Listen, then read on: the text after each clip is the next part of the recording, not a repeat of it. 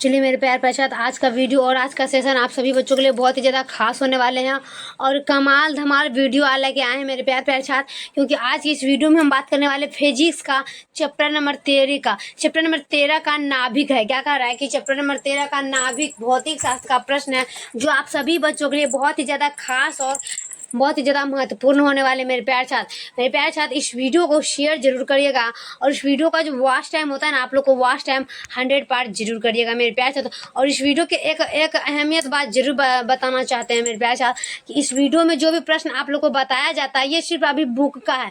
उसके बाद आप लोग को हम क्वेश्चन बैंक और मॉडल सेट का भी प्रश्न बताएंगे।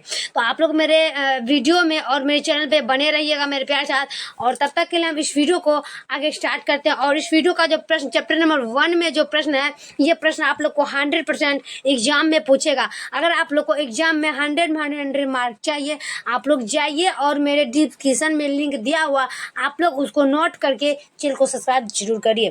तो चलिए मेरे प्यार से इस वीडियो को स्टार्ट करते हैं। प्रश्न नंबर 1 में कहता है कि विद्युत या चुंबकीय क्षेत्र निम्न में से किसे त्वरित नहीं करता है। याद रखिए, अभी बताए थे कि आपको पूछेगा कि विद्युत या चुंबकीय क्षेत्र निम्न में से किसे त्वरित नहीं करता है। एक का देख लेना है और एक का आपका आंसर होगा ऑप्शन नंबर सी, न्यूट्रॉन। क्या होगा? न्यूट्रॉन। ऑप्शन नंबर सी लगाएंगे हम, न्यूट्रॉन। प्रश्न कहता है कि विद्युत या चुंबकीय क्षेत्र निम्न में से किसे त्वरित नहीं करता है, वो हो जाएगा आपका न्यूट्रॉन, ऑप्शन नंबर सी। चलिए अगला प्रश्न देखते हैं हम दूसरा का। दूसरा में क्या कहता है कि एक रेडियो समस्थानिक की अर्ध आयु 5 वर्ष है। एक रेडियो समस्थानिक की अर्ध आयु 5 वर्ष है।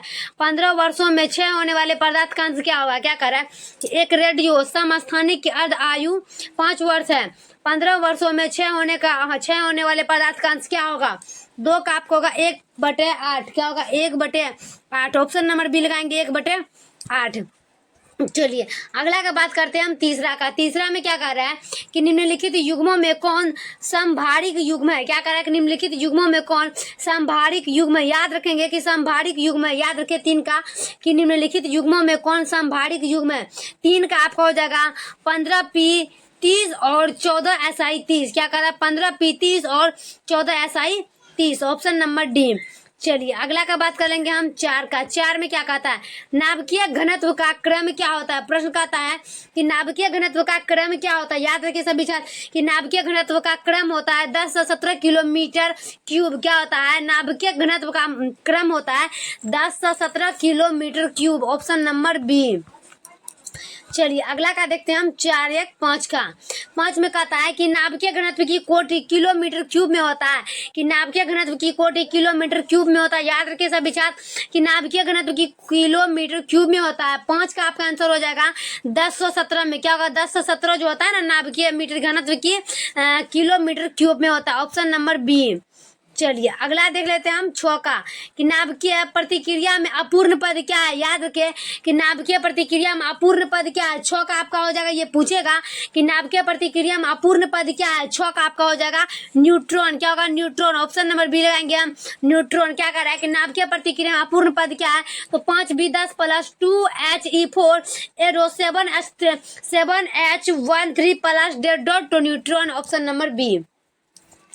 चलिए अगला देखेंगे हम 7 का। 7 में क्या कर रहा है कि रेडियो सक्रिय पदार्थ अर्ध आयु बराबर 2 घंटा का 32 ग्राम 10 घंटे में कितना क्षय होगा। क्या कर रहा है कि रेडियो सक्रिय पदार्थ अर्ध आयु बराबर 2 घंटा का 32 ग्राम 10 घंटे में कितना क्षय होता है। याद रखे सभी छात्र।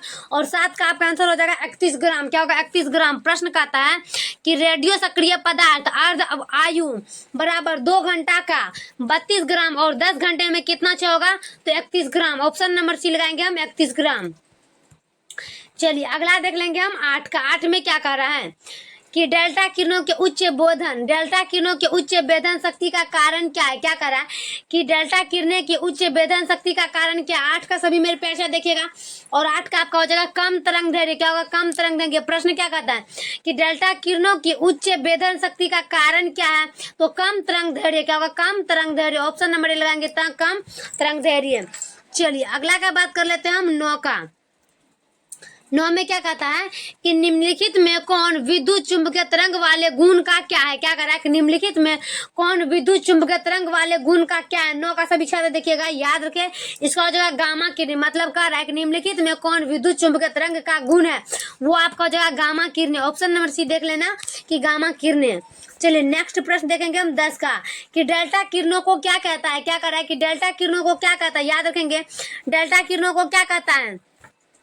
10 का देखना है और 10 का आपका आंसर हो जाएगा कि शून्य आवेश और शून्य द्रव्यमान। क्या होगा, शून्य आवेश और शून्य द्रव्यमान, ऑप्शन नंबर ए। चलिए अगला देख लेते हैं हम 11 का कि निम्नलिखित विद्युत चुंबकीय तरंगों में किसका तरंग दैर्ध्य सबसे छोटा होता है। क्या कर रहा है कि निम्नलिखित विद्युत चुंबकीय तरंगों में किसका तरंग दैर्ध्य सबसे छोटा होता है। याद रखें सभी छात्र कि निम्नलिखित विद्युत चुंबकीय तरंगों में किसका तरंग दैर्ध्य सबसे छोटा होता है। 11 का देखना है और 11 का आपको होगा गामा किरणें। क्या होगा, गामा किरणें। ऑप्शन नंबर सी देखना है, गामा किरणें। चलिए अगला देख लेते हैं हम 12 का कि जब कोई रेडियो सक्रिय तत्व अल्फा तथा उत्सर्जित करता है तो इसका द्रव्यमान क्या होता है। क्या करा है कि जब कोई रेडियो सक्रिय तत्व अल्फा कण उत्सर्जित करता है तो इसका द्रव्यमान संख्या क्या होता है। 12 का आपका हो जाएगा घटती है तथा उसकी परमाणु संख्या भी घटती है। क्या करा, घटती है तथा इसकी परमाणु संख्या भी घटती है। ऑप्शन नंबर बी लगाएंगे, घटती है तथा उसकी परमाणु संख्या घटती है।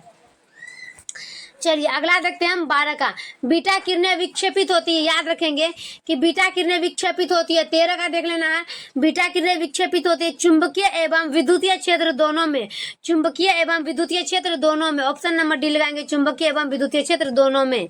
चलिए अगला का बात कर लेते हैं हम 14 का कि निम्नलिखित में से किसकी भेदन क्षमता महत्व है। क्या कह रहा है कि निम्नलिखित में से किसकी भेदन क्षमता महत्तम है। सभी छात्र याद रखेंगे और सभी छात्र एक बार टिक लगाएंगे और कमेंट बॉक्स में जय माता सरस्वती बनाएंगे।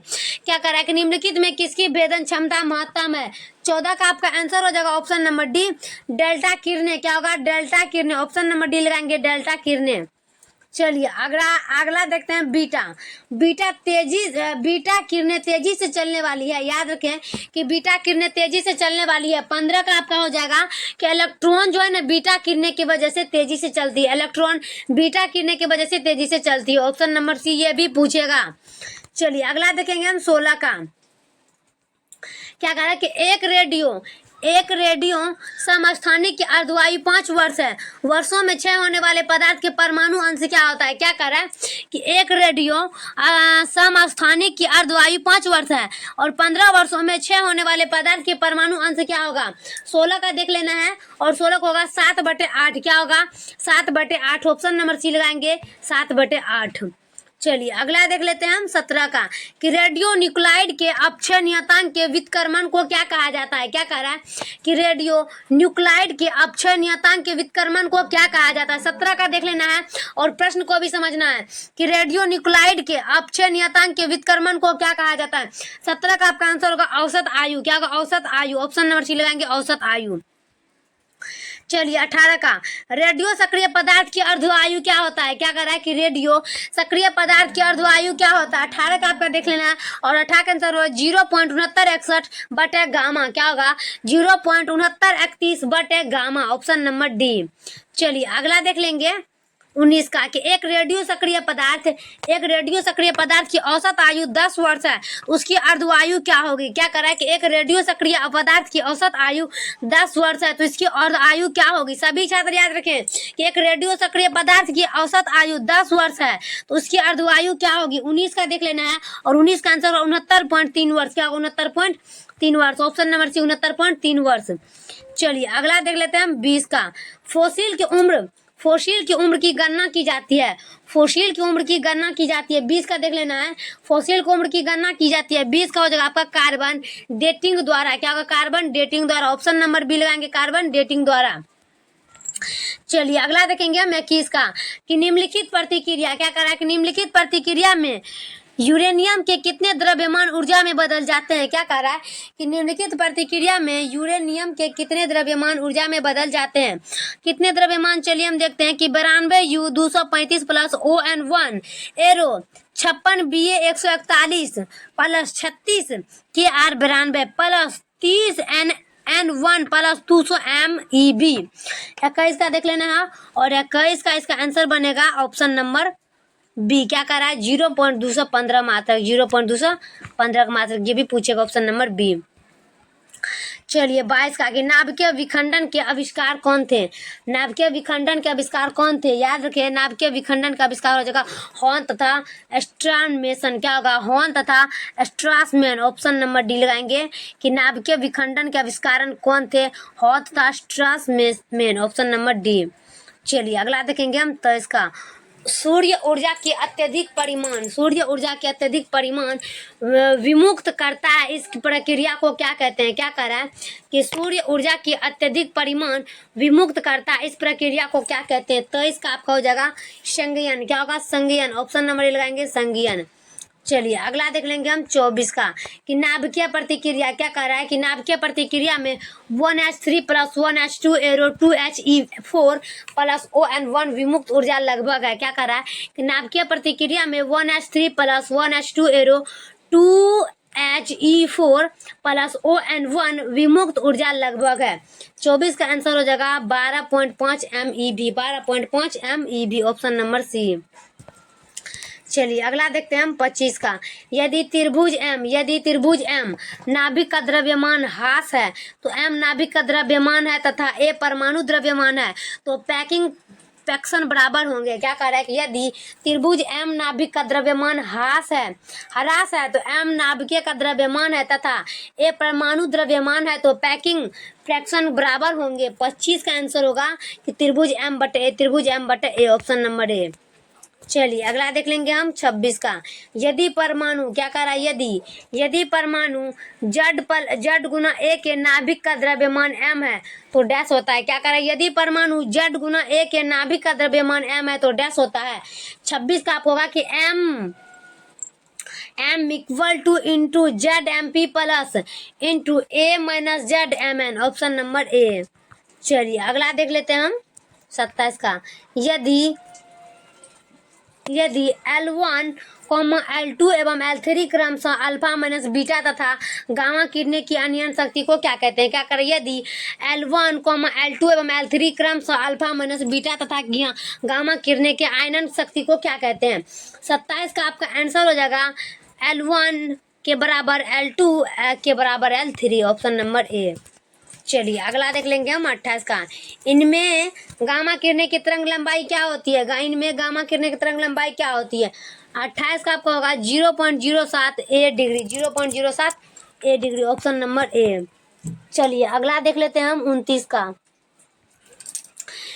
कि अल्फा कण पर आवेशित होता है। याद रखेंगे, अल्फा कण पर आवेशित होता है 9.6 गुना 10 माइनस 10 ईसु। क्या होगा? 9.6 गुना 10 minus 10 Isu. Option number A.